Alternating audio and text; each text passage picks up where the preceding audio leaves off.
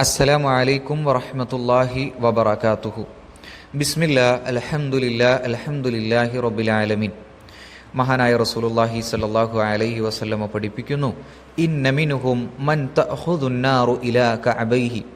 നരകാവകാശികളായ ആളുകളിൽ ചിലർ, ആ ചിലരുടെ ശിക്ഷ അവരുടെ നെരിയാണി വരെ വന്നു നിൽക്കുന്നതാണ്. വമിൻഹും മൻ തഅഖുദു ഇലാ ഹുജ്സതിഹി. എന്നാൽ മറ്റു ചിലരെ സംബന്ധിച്ചിടത്തോളം അവരുടെ അരക്കെട്ട് വരേക്കും ആ നരകം അവരെ മൂടുന്നതാണ്. വമിൻഹും മൻ തഅഖുദുഹു ഇലാ ഉനുഖിഹി. എന്നാൽ മറ്റു ചിലരെ സംബന്ധിച്ചിടത്തോളം അവരുടെ കഴുത്ത് വരെയും അത് എത്തി നിൽക്കുന്നതാണ് എന്ന് റസൂലുള്ളാഹി സ്വല്ലല്ലാഹു അലൈഹി വസല്ലം നമ്മളെ പഠിപ്പിക്കുന്നു. അപ്പോൾ നരകത്തിൽ ആ കർമ്മങ്ങൾ അനുസരിച്ചുകൊണ്ട് ശിക്ഷയിൽ ഏറ്റക്കുറച്ചിലുകൾ ഉണ്ടാകും എന്ന് ഈ ഹദീസിലൂടെ നമുക്ക് മനസ്സിലാക്കാം.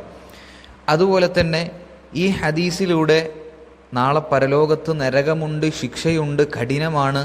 അതിനാൽ തന്നെ മുഅ്മിനീങ്ങളായ സത്യവിശ്വാസികളായ ആളുകൾ അതിൽ നിന്ന് മാറി നിൽക്കേണ്ടതുമുണ്ട് എന്നുള്ള ഒരു താക്കീത് ഇതിൽ നിന്ന് നമുക്ക് വായിച്ചെടുക്കാം.